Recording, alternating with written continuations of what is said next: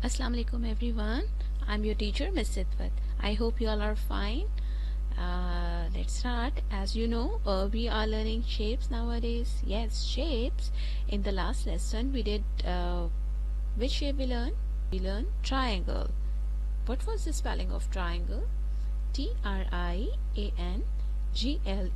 Triangle. And now today we will do which spelling we learned today? Yes, we learned square. So what is the spelling of a square? Repeat after me. S-Q-U-A-R-E, square. So let's get ready for the video clip. Do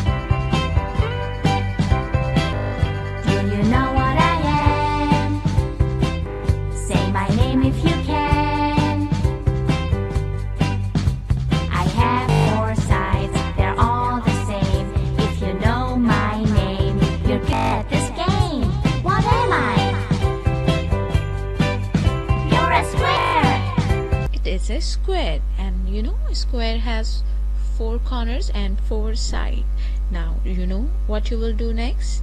You will do writing practice of spelling square in your rough copies, or you can take printouts of worksheet from given link in description below the video. So see you next time with the new spelling. Take care, stay home, save lives. Allah Hafiz.